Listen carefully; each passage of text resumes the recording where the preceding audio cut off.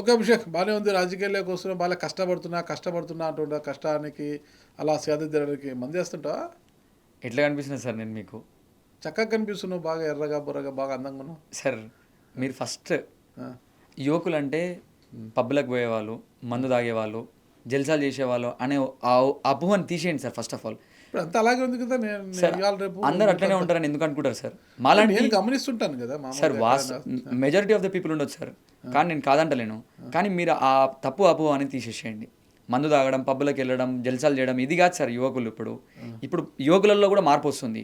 రాజకీయం చేయాలి, విజనరీ ఉండాలి, అంబిషియస్ ఉండాలి. ఉన్న ప్రతి ఒక్కరు కూడా ఒక మంచి స్టేజ్లో ఉండాలని కోరుకునే వాళ్ళు కూడా చాలామంది, నాలాంటి వాళ్ళు చాలామంది ఉన్నారు సార్.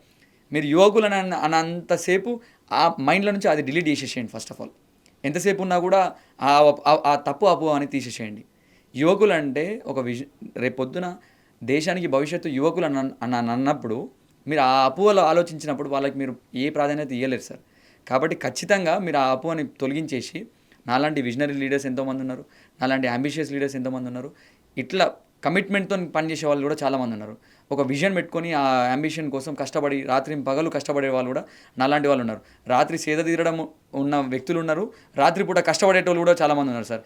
అందులో నేను సెకండ్ కేటగిరీ. నేను నైట్ పూట కష్టపడేటోడిని, మందు కింద తాగేటోడిని కాదు సార్. నాకు అలవాటు లేదు, అది వదిలేసేయండి సార్ నన్ను. కాకపోతే చిన్నప్పటి నుంచి మా నాన్న గవర్నమెంట్ ఎంప్లాయీ కాబట్టి చాలా స్ట్రిక్ట్గా పెంచి మమ్మల్ని. పదే పదే గవర్నమెంట్ ఎంప్లాయీ పిల్లలంతా కూడా చాలా స్ట్రిక్ట్ ఉంటారు కదా సార్, మీకు తెలియదు అవునా? ఏముంది. ఓకే, ఓకే, అందరూ అట్లే ఉంటారా? మాక్సిమం అట్లనే ఉంటారు, అట్లనే ఉంటారు కాబట్టి మనకి ఇప్పటివరకు అయితే మీ అట్లాంటి. ఆడ సగం గవర్నమెంట్ ఎంప్లాయీ, సగం కార్పొరేట్ కదా. రియల్ ఎస్టేట్లో కూడా ఉన్నాడు సార్ కదా. రియల్ ఎస్టేట్ అనేది కంప్లీట్గా లేట్ సార్. అది వెంకన్న సేటు మీ నాయన చాలా క్లోజ్ అంటే అసలు భారీ ఎత్తున సార్ సంపాదించారట. ఇప్పుడు భారీ ఎత్తున సంపాదించి 100,000 కోట్లు ఉంటే నేను ఈ పరిస్థితులు ఎందుకు ఉంటా సార్? ఖచ్చితంగా టికెట్ నాకే వస్తుంది. పోయి డబ్బులు రాకపోతే పోయి టికెట్ డబ్బులు ఇచ్చి కొనుక్కునేటోని కదా సార్ నేను. అదే నేను సినిమా నిజంగా అంత టికెట్ కంఫర్టబుల్ జోన్లో ఉంటే సార్. అదే సినిమా టికెటా? ఓజీనో ఏం సార్, అదే, ఎమ్మెల్యే టికెట్లే అమ్ముడు పోతున్నాయి. ఆ. బీఫామ్ జెడ్పీటీసీ నేను తెచ్చుకోలేను సార్ డబ్బులు ఇచ్చి. నేను ఎమ్మెల్యే నిజంగా టికెట్ ఎప్పుడు పోతున్నాయా?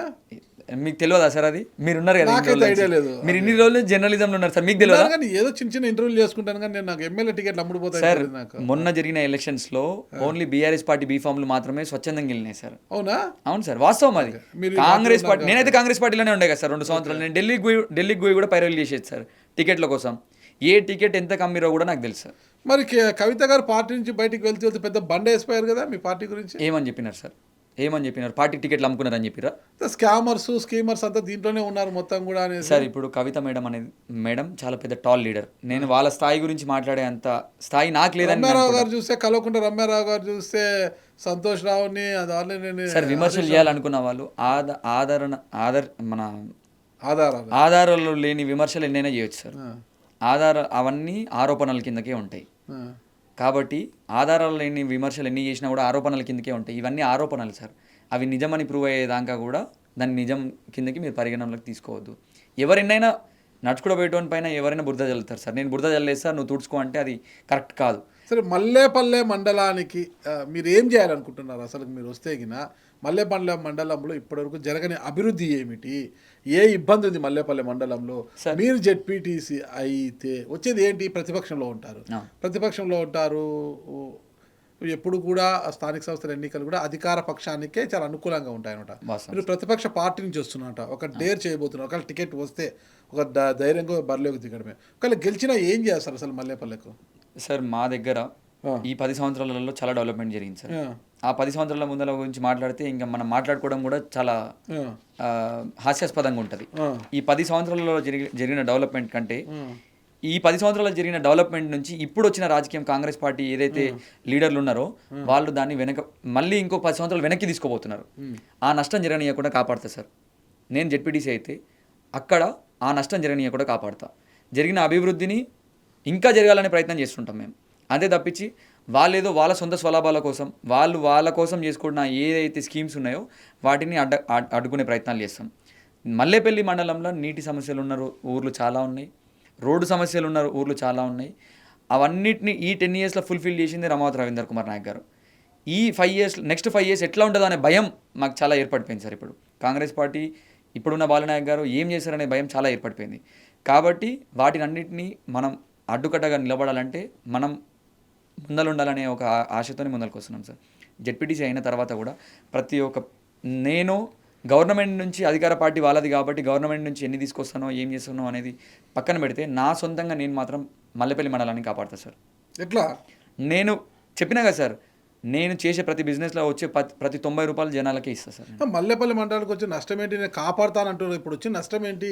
సార్ ఎక్కడ ఏ రోడ్డు కావాలన్నా కూడా కాంట్రాక్టర్లకు కమిషన్లు ఇవ్వాలి. ఏ ఊరికి ఏ డ్రైనేజ్ పడాలన్నా కూడా పోయి ఎమ్మెల్యే గారికి కమిషన్ ఇవ్వాలి. ఏ ఊరికి ఏ ఏ అభివృద్ధి పని జరగాలన్నా కూడా కమిషన్లు ఇవ్వాల్సి వస్తుంది. ప్రతి కాంట్రాక్టర్కి ఇప్పుడు బిల్లులు పాస్ కాని పరిస్థితులలో చాలామంది ఉన్నారు.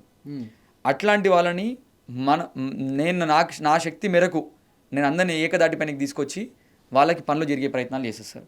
జరిగే ప్రతి పని కూడా వేగవంతంగా జరిగే ప్రయత్నం చేస్తాం.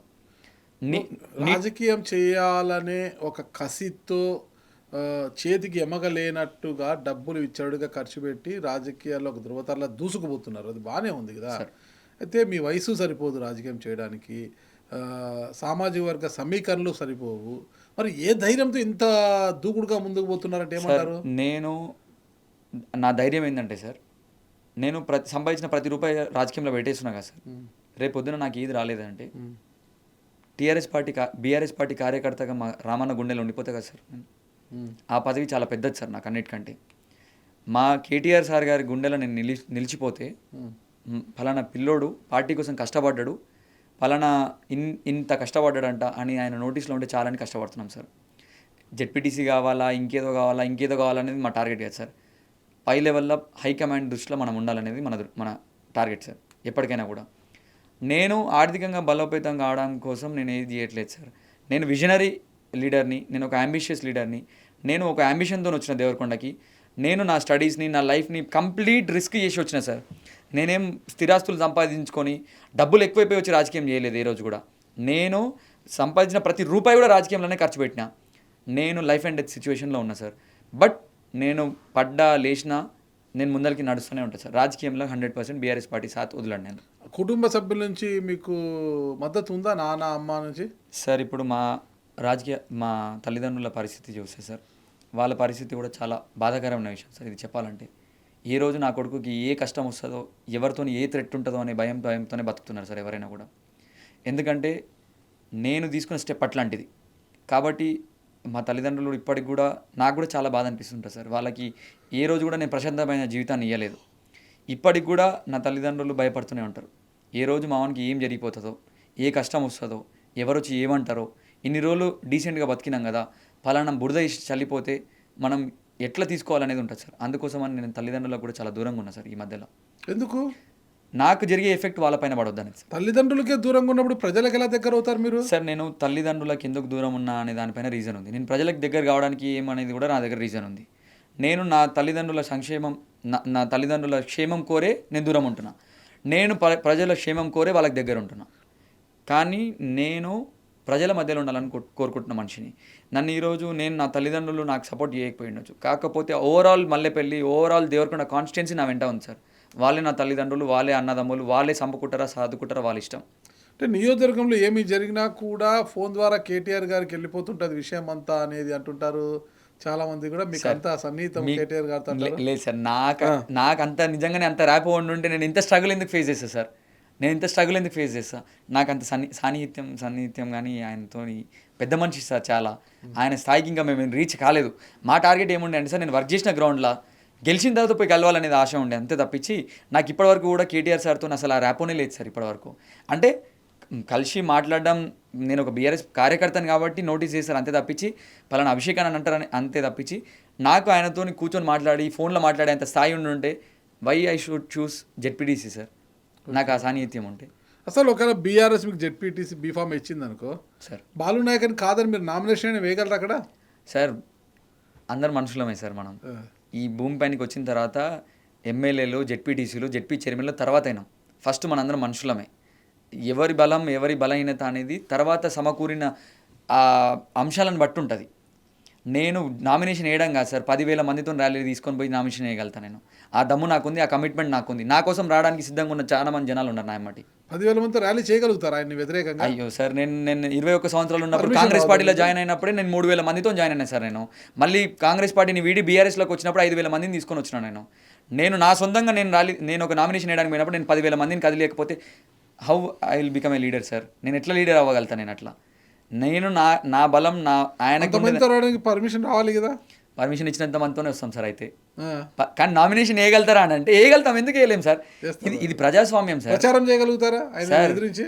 చాలా కంఫర్టబుల్గా రాజకీయం చేయగలుగుతాం, చాలా కంఫర్టబుల్గా ప్రచారం చేయగలుగుతాను నేను. ఇది ప్రజాస్వామ్యం సార్. ఇది డెమోక్రసీలో మనకి ప్రతి ఒక్కరికి కూడా నియంత పాలన అనేది ఇక్కడ కూడా నడవదు సార్. నేను ప్రచారమే చేయనియను, నామినేషనే చేయని అంటే జనాలు ఏమన్నా పిచ్చోలా సార్? జనాలు ఏమైనా పిచ్చోలా? ప్రతిదీ గమనిస్తుంటారు. నేను ఇక్కడ మాట్లాడే ప్రతి మాట ఫస్ట్ నుంచి లాస్ట్ వరకు కూడా ప్రతిదీ గమనిస్తూనే ఉంటారు ప్రతి ఒక్కరు కూడా. అంత ఈజీగా ఏది ఉండదు సార్. ఎవరినైనా ఢీకొనే శక్తి మాకుంది. వయసు నేను ముందు కూడా మీకు చెప్పిన, వయసు మాత్రమే చిన్నది, అనుభవం చాలా పెద్దదని నేను మీకు ముందు కూడా చెప్పిన. నేను అదే కమిట్మెంట్తో ఉంటా, అదే ధైర్యంతో ఉంటా. నేను నామినేషన్ చేయగలుగుతా, ర్యాలీలు తీయగలుగుతా, ప్రచారం కూడా చేయగలుగుతా. చాలా కంఫర్టబుల్ స్టేజ్లో చేయగలుగుతా నేను ఇవన్నీ. అంటే సీటు మీకే వస్తుందని ఒక భరోసా అయితే ఉందా సార్ నేను కష్టపడ్డా చిన్న బాస్ నుంచి?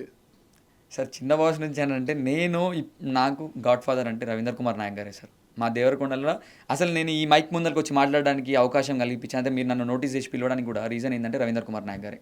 ఆయన లేకపోతే నేను లేను సార్ ఈరోజు. నాకు ఏ స్టేజ్ పైన మాట్లాడే అవకాశం కల్పించింది ఆయననే. నా వయసుకి మించి కూడా నాకు ఒక స్టేటస్ని ఇచ్చింది ఆయననే. కాబట్టి నేను ఏది ఉన్నా కూడా ఆయన త్రూలోనే వెళ్ళాలి. కాబట్టి నేను ఆయన త్రూలోనే వెళ్తా. ఆయన చెప్పిన మాటనే నాకు వేదం సార్. కష్టపడ్డా అంటుంటే మీరు కష్టపడ్డా, పూలమ్మే, పెరుగమ్మే, పాలమ్మే, నెయ్యి అమ్మే అన్నట్లుంది. సరే అట్లా చేశారా? కష్టం అంటే ప్రతి ఒక్క స్టేజ్లో ఒక స్టేజ్ ఆఫ్ కష్టం ఉంటుంది సార్. నా స్టేజ్కి నేను నా కష్టం నాకు గొప్పది అనిపిస్తుంది. ఆ స్టేజ్లో ఉన్న వాళ్ళకి అది గొప్పది అనిపిస్తుంది. నేను పూలు అమ్మిన, కూలి పని చేసిన అని నేను చెప్పాను సార్. కానీ నా స్టేజ్లో నేను కష్టపడ్డా సార్. నేను చెప్పినా కదా సార్, ఎన్ని నిద్రలేని రాత్రులు, ఎన్ని రోజులు నేను జనాల కోసం ఆలోచన చేస్తూ, నేను ఇక్కడ రేపు పొద్దున ఒకరికి సాయం చేయడానికి పోవాలంటే, ఈరోజు ఆ రబ్బు నా దగ్గర రావాలంటే నేను మొన్నటి నుంచే కష్టపడాలి సార్. జెడ్పీటీసీగా ఒకవేళ మీకు బీఫామ్ వచ్చి గెలిస్తే మల్లేపల్లి మండలంలో మొదటిసారిగా మీరు తీసుకునే టాస్క్ అది సార్. అంటే ఇప్పటివరకు అయితే ప్రస్తుతానికి నేను అనుకోలేదు సార్, ఇది చేయాలి అది చేయాలి అనేది అయితే నేను అనుకోలేదు. కానీ మల్లెపల్లి మండలంలో ఒక్కొక్క గ్రామానికి, ఒక్కొక్క గ్రామ పంచాయతీకి ఒక్కొక్క సమస్య ఉంది సార్. దాంట్లో ప్రియారిటీ లిస్టులో నేను ఇది మెయిన్ అని నేను చెప్పలేను. కానీ ఏ ఊర్లో ఏ సమస్య ఉందో నా సహాయ శక్తిలో నేను నా సొంతంగా పార్టీ పరంగా జెడ్పీటీసీ పదవిని పెట్టుకొని ఎట్లా సపోర్ట్ చేయాలో అట్లా సపోర్ట్ చేయడానికి సిద్ధంగా ఉన్నా సార్. కానీ ఒక్కొక్క గ్రామానికి ఒక్కొక్క ఆస్పెక్ట్స్ ఉన్నాయి, ఒక్కొక్క సమస్య ఉంది. అన్నింటినీ క్లబ్ చేసి మనం చేయలేం సార్. ఇది కూడా ఒక్కొక్క విధంగా ఒక్కొక్కరిని ఒక్కొక్కసారి చేసుకుంటూ పోతాం. న్యాయం అనేది అందరికి ఒకటిసారి చేయలేం సార్. నేను ఆశపడే జెడ్పీటీసీ మాత్రమే సార్, ఎమ్మెల్యే అయితే కాదు.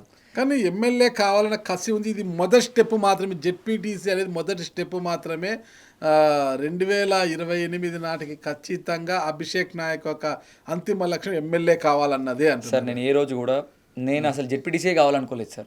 ఇంకా మీరు ఎమ్మెల్యే అంటే చాలా దూరం వెళ్ళిపోయినారు. కానీ నేను అసలు జెడ్పీటీసీ కావాలని ఏ రోజు అనుకోలేదు. నేను పడ్డ కష్టానికి నాకు దైవానుగ్రహం ఉంది. ఎస్టీ జనరల్ వచ్చింది కాబట్టి జనాలు కోరుకుంటున్నారు సార్ నన్ను జెడ్పీటీసీ కామని చెప్పి. అక్కడున్న పార్టీ క్యాడర్ కోరుకుంటుంది, అక్కడున్న పార్టీ కార్యకర్తలు కోరుకుంటున్నారు, అక్కడున్న పార్టీ లీడర్లు కోరుకుంటున్నారు నేను జెడ్పీటీసీ అయితే బాగుంటుందని. నేను నా స్వతహాగా ఎప్పుడు కోరుకోలేదు సార్. సార్ ఎమ్మెల్యే అనేది చాలా దూరం. మాకు గాడ్ ఫాదర్ రవీంద్ర నాయక్ గారు, ఆయనని గెలిపించుకునే బాధ్యత మాది. 2028లో బీఆర్ఎస్ పార్టీ నుంచి రవీంద్ర కుమార్ గారిని గెలిపించుకోవడమే మా లక్ష్యం. అంతే తప్పించి నేనేదో నా సొంతంగా కావాలనేది నాకు ఏ రోజు లేదు. మా గాడ్ ఫాదర్ రవీంద్ర కుమార్ నాయక్ గారు, ఆయనని గెలిపించుకోవడమే మా మొదటి స్టెప్. అంతే. ఇప్పుడు జనాలు కోరుకుంటున్నారు కాబట్టి నేను ఆ స్టెప్ తీసుకోవాల్సి వస్తుంది సార్. అంతే. నేను నా వయసు ఏం దాటిపోలేదు. నేనేం 40-50 సంవత్సరాలకు లేను. నాకు ఇంకా చాలా టైం ఉంది. కానీ ఆ లోపల రవీంద్ర కుమార్ గారిని గెలిపించుకోవడం మాత్రమే మా మొదటి లక్ష్యం. ఇప్పుడు ఆయన్ని గెలిపిస్తే భవిష్యత్తులో ఆయన మిమ్మల్ని గెలిపిస్తాడు. అట్లయితే ఇప్పటివరకు ఏం అనుకోలేదు సార్. మేమైతే ఆ ఇచ్చిపుచ్చుకలు అయితే మా మధ్యలో ఏం జరగలేదు. నేను నీకు జెడ్పీటీసీ చేస్తాను, నన్ను రేపు ఎమ్మెల్యే చేయి, మళ్ళీ నువ్వు నన్ను ఎమ్మెల్యే చేస్తే నేను నిన్ను ఎమ్మెల్యే చేస్తాను అనేది అయితే ఇప్పటివరకు మా మధ్యలో డిస్కషన్ రాలేదు సార్. ఆయన మా గాడ్ ఫాదర్, ఆయన మేము గురువు గారు లాగా పోల్చుస్తాం. ఆయన నా లైఫ్లో తండ్రి స్థానం ఇచ్చిన సార్ ఆయనకు. ఆయన నన్ను కాపాడతాడనే నమ్మకం నాకుంది. కాబట్టి నాకేం భయం లేదు సార్.